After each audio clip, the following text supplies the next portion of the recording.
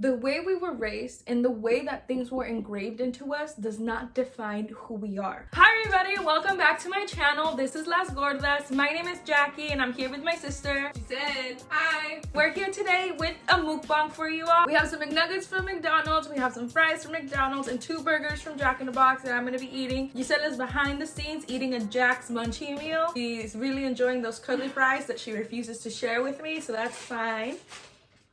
So while we're munching on all this food, we're going to be talking about anti-blackness in the Latinx community. That's been a topic that's been on my mind all week, and I've been getting a lot of attention because of it in my TikTok videos. So I want to take some time and explain a little more about where it comes from and why it's so abundant in our communities, because I've been getting a lot of backlash from people saying, no, it's not, and yes, it is. And so today's video, we're going to be talking about that. But before we get started, I've been staring at this food. So I'm going to take a first bite. This is a Jack in the Box classic chicken sandwich. Here, as you can take a look, it looks so delicious. And obviously, you can't go to Jack in the Box and not get their classic ranch. They have absolutely the best ranch of all fast food chains, right? I like Wendy's.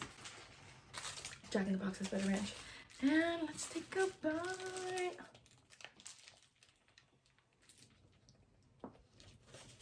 I need a little more lubrication. It's a little dry. It's a little dry, but it's so good. I'm partnering it up with a McDonald's Sprite. McDonald's Sprite is literally the best thing on this planet. You can find me on that. You said, what do you know about anti-blackness in our community? What has been your experience? Obviously, I am a light-skinned Latinx woman. Is that McNug? I am Mexican American, but I am very fair-skinned. Listen to me. Yeah, so I'm a very fair-skinned Mexican American woman.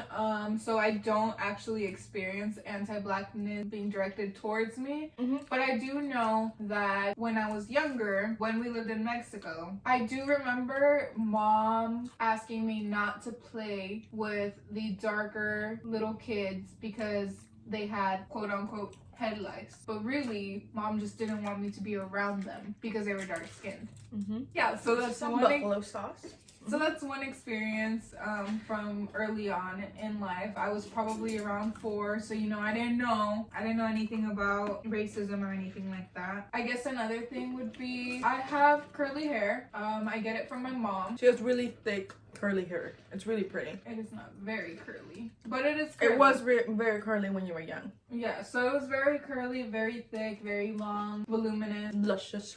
And my other 2 younger sisters and you all had almost straight hair. Perfect, silky, straight hair, right?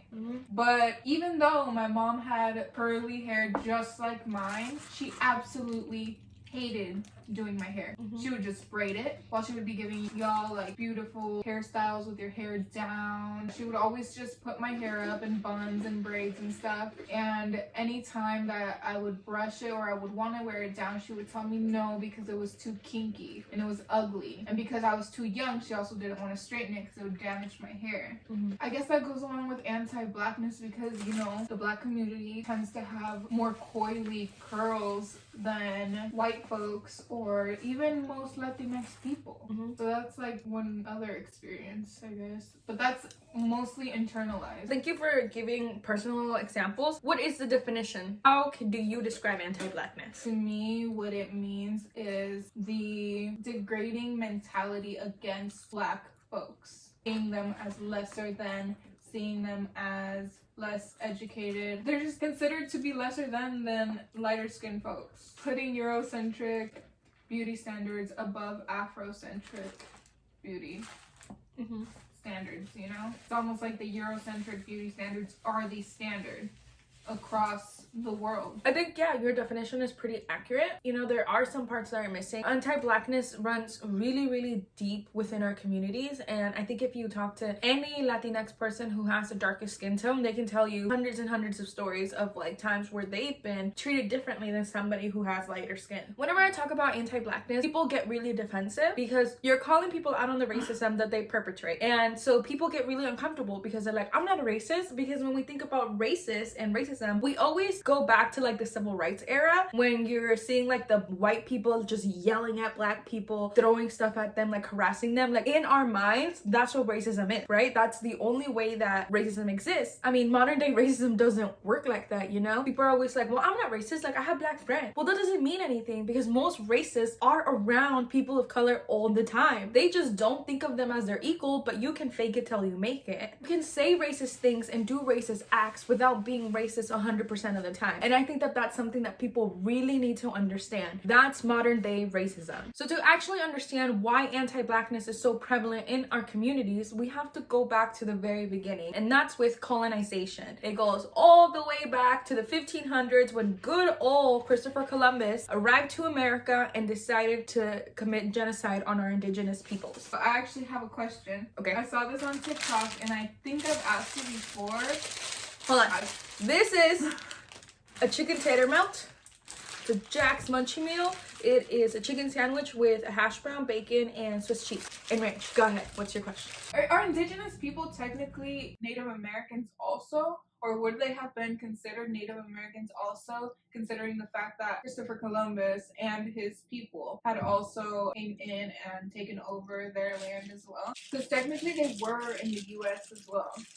Before colonization. When colonization happened, the U.S. wasn't a thing. That's the first thing that you need to understand. Native Americans is what we refer to indigenous peoples of the United States. They are indigenous peoples. Native Americans are indigenous peoples. Are all indigenous peoples Native Americans? No, because people don't know that before Christopher Columbus arrived and messed everything up, there were lands dedicated to specific groups of indigenous peoples. Like in Latin America, like in South America, there was the Inca tribe, and the Inca tribe were huge, and you had the Aztec tribes, and you had the Mayan tribes, and you had so many different tribes, and they all had their designated territories. So no, not all indigenous peoples are considered Native Americans. What about the ones that are or were originally stationed in Southern America, like Southern US? When we went to the Medchat Nationals, I met a few indigenous women and men, and they said that their tribes originated in Southern US. Then that's why I'm asking, are they indigenous or are they considered Native Americans? They're both. I'm telling you, they're both. But here's the other thing that people don't know about. Native Americans are the only race in the United States that they have to be registered to be considered Native Americans. Native Americans have to go to the government and sign up to be considered Native Americans. Because of the genocide that the United States conducted on Native Americans, they now get reparation for all the abuse that they endured while the United States was becoming the United States. It's like the modern way of breaking a treaty is what the United States is doing right now, because they're having Native Americans sign up, claim their Native Americanness, and then the US government gets to decide whether or not they're actually considered Native American. So there are thousands of Native Americans in the United States. They have Native American blood, but the United States does not recognize their tribes, so they don't get any of the reparations. It's again another way that the United States has been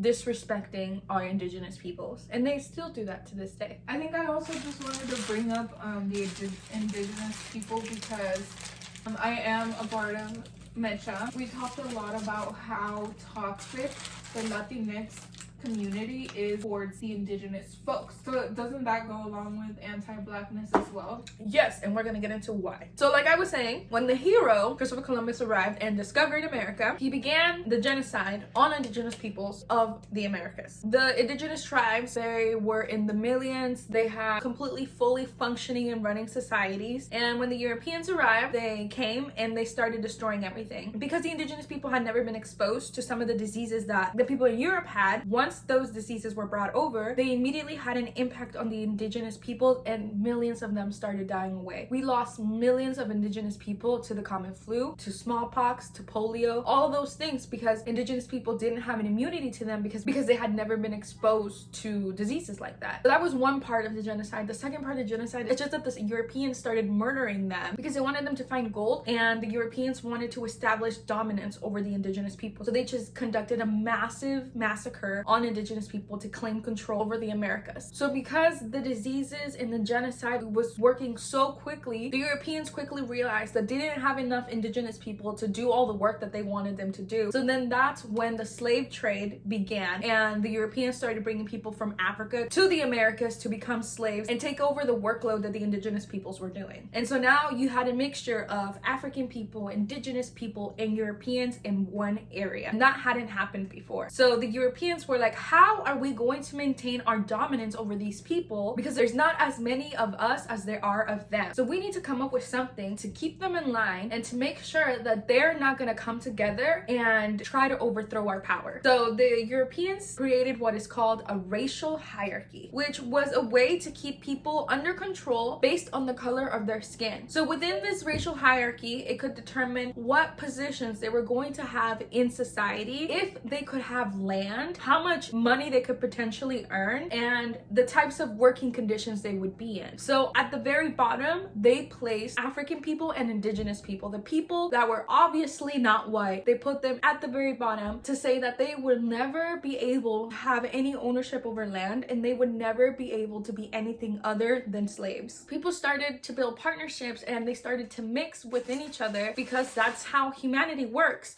So then slightly above the 100% indigenous people and 100% African people was the African people with the Europeans. So they were slightly above, and then slightly above them, an indigenous person with a European. And at the very top were Europeans with Europeans. Europeans with Europeans were the ones that had the most power in that society. So for people to be able to move up in the social and economic ladder, they had to make sure that the skin tone of their future generations got lighter and lighter and lighter. That way their children had opportunities to move up. And that's exactly how anti-blackness got started in our society. Because of the racial hierarchy, people with darker skin tone didn't have the same access as people with the lighter skin tone. They had to live in terrible conditions, they were subjected to exploitation by their jobs, and they never had any access to education. So when somebody saw somebody who was of a darker skin tone, they could safely assume that that person was illiterate and was poor. And so as time went on in Latin America, that sentiment persists, and it is still very abundant today. Were you aware of that? Did that make sense to you the way that I explained it? Yeah, I was taught about this during the Metro Nationals. They made sure to speak a lot on colorism and anti-blackness while we were there. You mentioned colorism, and that's something that I also want to talk about. So the racial hierarchy created anti-blackness and created colorism. Colorism is the sentiment that people with lighter skin are better. And by better, I mean that they are more literate, they have better economic opportunities, and that they are prettier because of their skin tone. And colorism is a problem that is significantly abundant in the Latinx community, but it is also a problem all around the world. There are communities all over the world are constantly being told that having lighter skin makes us prettier. Why do you think that there are so many companies that sell bleaching cream? And it's not just in Latinx community, like we have Concha Narca. That's a whitening cream. That's so your skin can get lighter. In African communities, they sell hundreds of products to try to get their skin tone lighter. And you also see that in Asian communities. It's a problem worldwide. And again, that stems all the way back from colonization and the idea of the racial hierarchy that was only created so that the Europeans could maintain dominance over the indigenous people and the African people that they had in the slave trade. So now let's bring it back to the present and the huge problem that we have with anti-blackness in the Latinx community. So I did a video earlier this week when I was calling that out on my TikTok account, and instantly I received so much backlash. And the thing that I was talking about was why Latinx people should not say the N-word. And the main thing that people were saying is like, the N-word has nothing to do with our community. It's just a word. Why do you even care? And I'm just like, what do you mean it has nothing to do with our community? We have millions and millions of Afro-Latinos in our community. You are blatantly disrespecting half of our community members by using that word. It is not just a word. It is a word rooted with genocide, enslavement, hatred, murder. There is so much hate that comes behind that word. We don't get to use it as just a word, and we don't get to use it to say bro to somebody. If you mean bro, then say bro. And it's mind-boggling to me that we are in 2020 and we still treat it as a joke. Just because black people can say it doesn't mean that you get to say it. Just because your one black friend said that it was okay for you to say it, your one black friend does not speak for all of black people ever. Period. You can say that around your friend, but if you say say that around somebody else, they have every right to smack you in your face, and you can't say anything because, again, that is not your word to use. I don't care that there are songs that say the N-word. You can omit that word. You can start saying the N-word. It is not that hard. We all have really expansive vocabulary, and we can think of other words to use instead of that word. It's really disappointing when you're trying to tell somebody why you should stop saying the N-word, and they laugh and they joke about it and they don't take it seriously, because just because that word doesn't have a negative connotation towards you doesn't mean that that word is not hurting somebody else. Well, what about the few black kids that are in your class? What about the few black kids that are in your school? Do you think that they feel good when they hear that constantly? Like, you might not think it's a big deal, but there are kids that go home crying because they hear people use that all the time. There are black kids that cry at home because people keep poking and making fun of their hair. Racism is so alive today, and if you can do one thing to try and make it better for black youth, is stop saying the N-word. It is not hard. The way we were raised and the way that things were engraved into us does not define who we are. Yeah, we come from a culture that embeds anti-blackness and racism into our brains on a daily basis, but we have the power to stop that, and we have the power to turn around and educate our own people on how to be better and how to respect and see members of our own community. There shouldn't be a black person around you all the time for you not to be racist and for you not to say racist things. Because I have been around people who know not to say the N-word when there's black people around, but as soon as a black person steps out of the room, they're saying the word. So why do you think it's okay for you to say it when somebody's not around? Because I know that you know that it's wrong to say it. That's why you don't say it when black people are around. So why do you think it's okay for you to say it when they're not around? Period.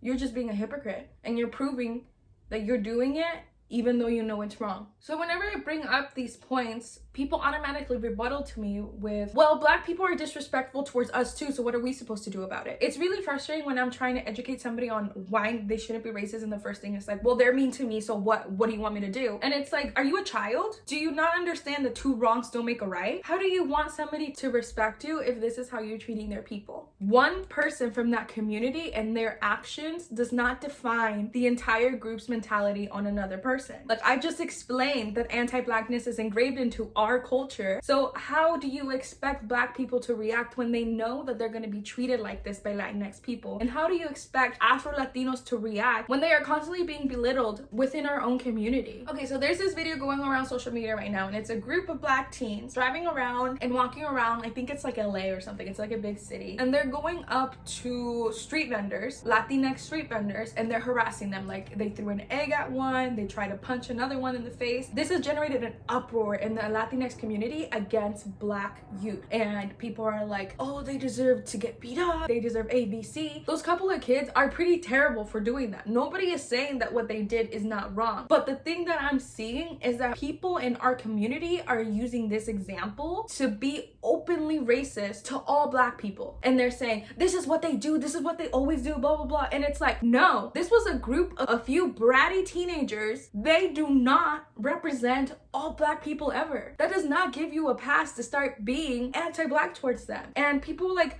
kept tagging me, and they're like, oh, see, Jackie, this is what you're talking about, this is the people that you're defending. And I'm like, anybody can be a horrible person, anybody can do terrible things regardless of your race. Why are you using this one example of a few black kids doing something really terrible to now villainize the entire community? And this is something that happens all the time. Whenever a black person gets convicted for something, or whenever it's proved that a black person does something wrong, everybody's like, this is what we're talking about. Black people claim to be so perfect, but they're out here doing this. And it's like, a few people from the community doing terrible things is not a reflection of the entire community. Why do we generalize black people like that? We're looking for a reason to openly hate black people. That's the only thing it is. This is the only time where people get to manifest their anti-blackness in the open, and nobody will say anything, and people will jump at the chance to do that, and it's disgusting. Now, I do agree that it's disgusting, and they do it mostly to black folks. I just want to add in that white people or white folks, white passing folks, are not generalized as a group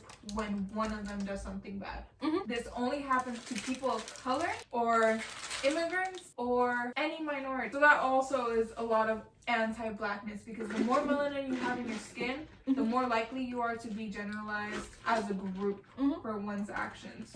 Our racism is just so engraved in our culture that we have become blind to it. And if it doesn't affect you, you don't care and you dismiss it. And that's just wrong. It's 2020. It's time for us to be better, so our future generations don't have to face the struggles that we face. There is no excuse for you to still be saying the N-word freely, considering the fact that you have TikTok, you have Facebook, Twitter, all these resources, and you hear it all the time. You hear black folks saying, do not say the N-word, you are offending me. Because it is 2020, we have all these resources. We do not need to still be using the excuse that we didn't know. That's not an excuse anymore, because you have access to social media and you have access to the internet. And I know that you all have seen at least one person saying why you shouldn't say it, and you don't get to dismiss that person's feelings because it doesn't affect you. When you do that, it completely invalidates your opinion for when you feel some type of way about something. How do you expect other people to have our back if we don't have their back when something happens to them? Think about that. Next time our president is saying something really racist about us, y'all turn to black people super quick because you want their support. But even then, it's not even like, we don't even have to ask for their support. They're willing